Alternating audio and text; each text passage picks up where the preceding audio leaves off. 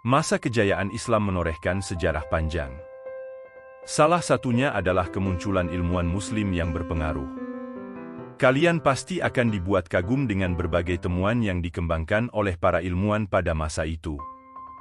Betapa tidak, di era yang masih sangat jauh dari kata modern tersebut, ilmu pengetahuan telah berkembang begitu dahsyatnya. Pada masa itu, muncul ilmuwan dalam berbagai bidang yang masing-masing menelurkan karya luar biasa.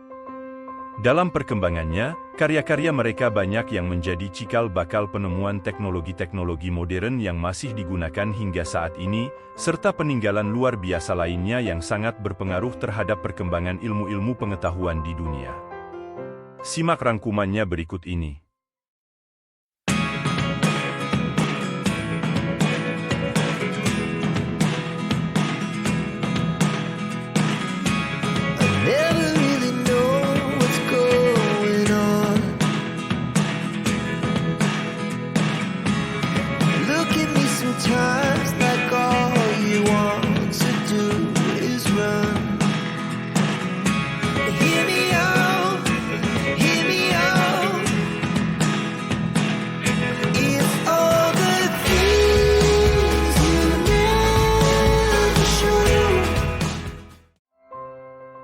Yang pertama adalah Ibnu Sina, seorang ahli kedokteran. Saat ini, ia memang lebih dikenal sebagai salah satu ahli medis dengan berbagai karyanya yang fenomenal. Namun, apakah kalian tahu jika sebenarnya Ibnu Sina adalah ilmuwan multidisipliner atau ilmuwan dalam berbagai bidang?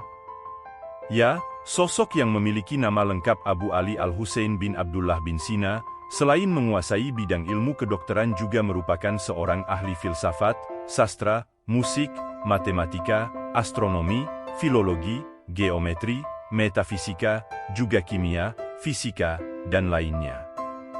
Menurut berbagai sumber, Ibnu Sina telah menciptakan lebih dari 450 karya tulis dalam berbagai bidang ilmu tersebut. Salah satu karya dari tokoh masa kejayaan Islam ini adalah buku berjudul Hanun fi Thib atau The Canon of Medicine. Buku yang berisi ringkasan berbagai pengetahuan medis tersebut terdiri dari 5 jilid dan ribuan halaman, serta telah diterjemahkan ke dalam berbagai bahasa. Bahkan, banyak perguruan tinggi di Eropa yang menjadikan mahakarya Ibnu Sina ini sebagai referensi utama dalam pembelajaran ilmu medis. Yang kedua adalah Al-Farabi, seorang ahli filsafat. Jika berbicara soal filsafat, kalian pasti akan ingat pada filsuf Yunani kuno yang begitu populer bernama Aristoteles. Saking populernya, banyak orang yang menyebutnya sebagai guru pertama dalam bidang filsafat. Jika ada guru pertama, kemungkinan besar juga ada guru kedua, kan? Dalam bidang filsafat, gelar ini sering ditujukan pada sosok ilmuwan Muslim bernama Al-Farabi. Ia adalah tokoh Islam penting yang menggabungkan pemikiran filsafat Yunani dengan filsafat Islam. Terlahir dengan nama lengkap Abu Nashr Muhammad Ibnu Tarhan Ibnu Uslak Al-Farabi, sosok poliglot atau menguasai banyak bahasa ini merupakan manusia yang sangat berbakat. Selain bidang filsafat, ia juga menguasai ilmu agama, matematika, musik, pengobatan, dan sebagainya. Yang ketiga adalah Ibnu Rushd, seorang ahli fikih. Tokoh masa kejayaan Islam lain yang menggabungkan pemikiran filsafat dan Islam adalah Ibnu Rushd. Ia berpendapat bahwa filsafat dan Islam memiliki benang merah yang membuat keduanya tidak saling bertentangan. Bahkan, pada dasarnya Islam menganjurkan kepada umatnya untuk senantiasa mempelajari filsafat.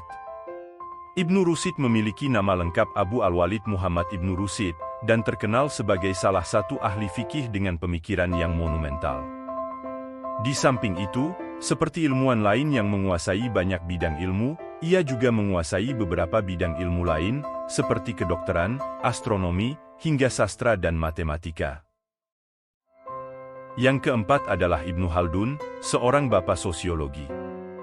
Kalian pernah mendengar nama Adam Smith dan David Ricardo? Keduanya merupakan pemikir ekonomi klasik yang sangat berpengaruh. Dalam masa kejayaan Islam, juga ada sosok serupa. Ia adalah Ibnu Khaldun, atau Abdul Al-Rahman. Ia dikenal sebagai seorang sosiolog dan sejarawan, juga ahli ilmu ekonomi Islam. Bahkan banyak pemikiran-pemikiran terkait teori ekonomi yang dikemukakannya jauh lebih realistis dan logis dibanding teori yang dipaparkan oleh dua pemikir ekonomi klasik sebelumnya. Yang kelima adalah Al-Kindi, seorang ahli filsafat. Masa kejayaan Islam memang melahirkan banyak ahli filsafat yang menguasai berbagai bidang ilmu. Jika sebelumnya ada Al-Farabi dan Ibnu Rushd yang menggabungkan pemikiran filsafat dan Islam, kini ada Al-Kindi yang terkenal sebagai seorang filsuf Arab. Pemilik nama lengkap Yakub bin Ishaq Al-Kindi ini merupakan salah satu ilmuwan yang sangat produktif. Hal tersebut tampak dari banyaknya bidang ilmu yang dikuasai, juga buku-buku yang berhasil ditulis. Beberapa disiplin ilmu yang Al-Kindi kuasai antara lain psikologi, optik, matematika, logika, etika, dan sebagainya. Yang keenam adalah Ibnu Haytham, seorang bapak optik modern. Sebelumnya, Al-Kindi juga disebut menguasai ilmu optik semasa hidupnya. Namun tokoh Islam yang lebih terkenal dengan bidang ilmu ini adalah Ibnu Haytham. Ia bahkan mendapat julukan bapak optik modern berkat pemikirannya tentang sistem kerja mata manusia. Luar biasanya lagi, analisis tentang cara kerja dan pengobatan mata dari sosok yang telah wafat pada tahun 430 Hijriah ini masih terus dipelajari dan dikembangkan hingga saat ini. Itulah alasan yang membuat Ibnu Haytham menjadi salah satu tokoh masa kejayaan Islam terkemuka yang masih dikenal sampai sekarang. Yang ketujuh adalah Al-Ghazali, seorang ahli tasawuf. Jika melakukan penelusuran kata-kata mutiara Islam di mesin pencari, tidak jarang kalian akan menemukan kata-kata yang bersumber dari Imam Al-Ghazali. Sosok Al-Ghazali di balik berbagai kata mutiara tersebut adalah salah satu tokoh masa kejayaan Islam yang dikenal sebagai seorang ahli tasawuf.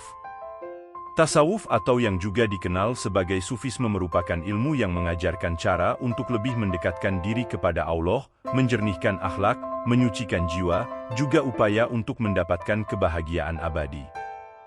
Al-Ghazali telah melalui perjalanan hidup yang panjang hingga ia menjadi sosok imam besar yang pemikirannya diperhitungkan sampai sekarang. Munculnya berbagai kata mutiara dari Al-Ghazali ini tak lepas dari kelihayannya dalam menulis suatu karya. Dalam setiap tulisannya, ia senantiasa menyelipkan kalimat-kalimat menyejukkan hati yang mampu memberikan pelajaran bagi kehidupan. Itulah deretan beberapa ilmuwan Muslim yang paling berpengaruh, beserta peninggalannya yang luar biasa.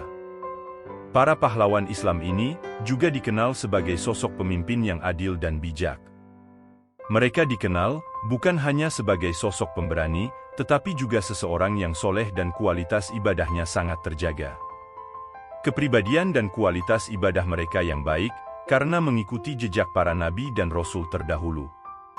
Kepribadian para tokoh ini patut juga kita jadikan contoh dalam penerapan kehidupan sehari-hari, terutama cara mereka beribadah, hingga bagaimana sikap mereka bersosialisasi. Jika kalian suka dengan video ini, terus dukung Jejak Bicara dengan cara subscribe, like, komen, dan share video ini. Semoga kami bisa terus menyajikan video inspiratif dan bermanfaat untuk kalian tonton. Apabila ada saran, cerita, dan kisah nyata inspiratif yang ingin kami sajikan, silahkan tulis di kolom komentar. Sampai jumpa di video berikutnya.